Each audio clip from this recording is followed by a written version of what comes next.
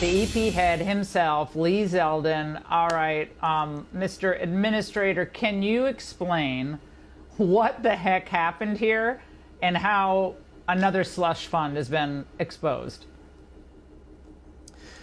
So this is $2 billion of that $20 billion that was parked at this bank outside of government towards the end of the Biden administration.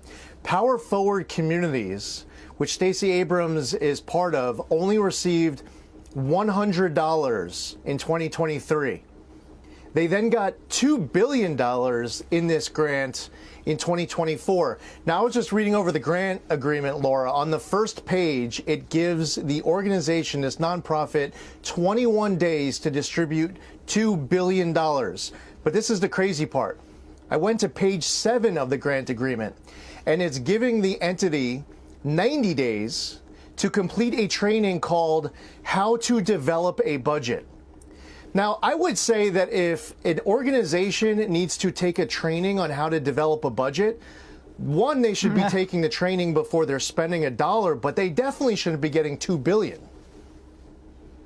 She's quite something, right? She loses in Georgia, and then she goes on to be she's really an aggregator of, fraud and corruption in the fact, if this is how you view government, it's just a place where you can reward your friends and fund your pet projects and call them green, and then everyone feels good about it. But the Citibank accounts where this money was held, has that money itself been now frozen? Is there actual fraud, do you think, in these payments, or was it just the usual nonsense they were pulling at the end of an administration? The entire scheme as set up is fraud. It's wasteful. It is abuse.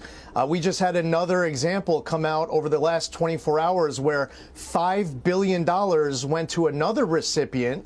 That person was the director of the Greenhouse Gas Reduction Fund. He comes from this fund, joins the Biden administration, becomes the director of the Greenhouse Gas Reduction Fund, and then gave $5 billion to his recently left former employer. That sounds like self-dealing. That sounds like a conflict of interest. And the other problem is that all of this money was put up front. It wasn't like there was performance. You show performance, and then you ask for the next tranche. It was, here's $20 billion.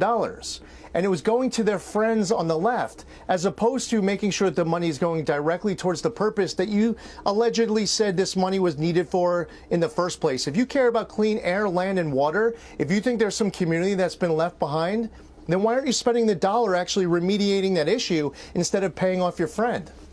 Well, Lee, we have Rosa DeLauro, Murray, Merkley, all these lefties now demanding answers from you. They say your cuts, your spending cuts, your freezes of spending are going to devastate programs that provide clean drinking water and other important environmental, help to people in need. But they're really laying it on thick in Congress, specifically about what you're doing. I'm not going to waste a penny. I'm a zero tolerance. And Congress should want me to ensure that there's accountability and oversight. The way the agreements were written, when the money goes through the 8 primary recipients receiving $20 billion as a pass-through, when it goes to the sub-grantees, the EPA isn't even a party to those account control agreements. The EPA actually put in writing that we would have less oversight and accountability, and many of those sub-grantees are also pass-throughs. The members of Congress, they should all be outraged. They should be upset that tax dollars are getting squandered, as opposed to trying to make me want to just close my eyes and allow this to play out. We're not going to allow it to happen. The Trump administration has zero tolerance for this. I love how they're demanding answers from you. You're demanding answers from them. I can't wait to see how this all plays out. Lee, thank you very much.